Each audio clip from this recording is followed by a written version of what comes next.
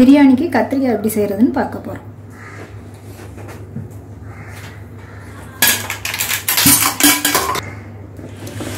ஒரு குழிக்கரண்டி ஆயில் போட்டுக்கோங்க.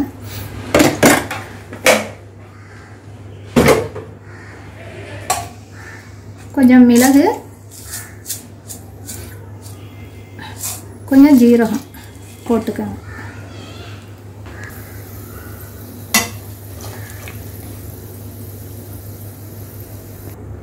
இப்போ பொரிஞ்சிடுச்சு நல்லா. சீரகமும் மிளகும் கத்திரிக்காவை போட்டு வதக்கிக்கோங்க.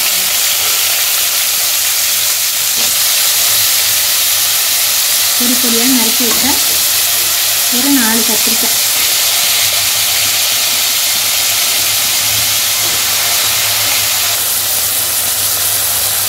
சிறிதளவு மஞ்சள்தூள்,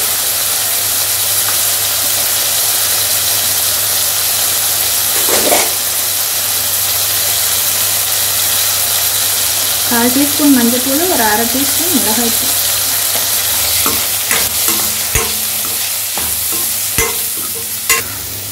கத்திரிக்காய் தூள் எல்லாம் வதங்கிடுச்சு எண்ணெயில். இப்போ கொஞ்சமாக தண்ணி ஊற்றிக்கணும்.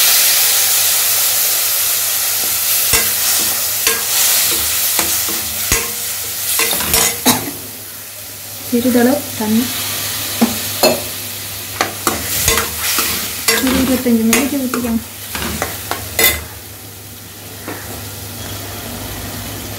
தேவையான அளவு உப்பு,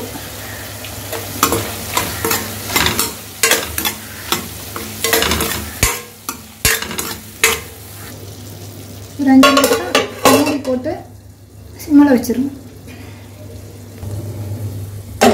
ஒரு 5 நிமிஷம் கழிச்சு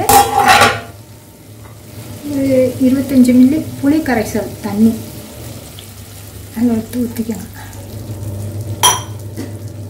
கிண்டி விட்டு கொஞ்சம் நேரம் வேக வைங்க. இப்போ கத்திரிக்காய் நல்லா வெந்துருச்சு.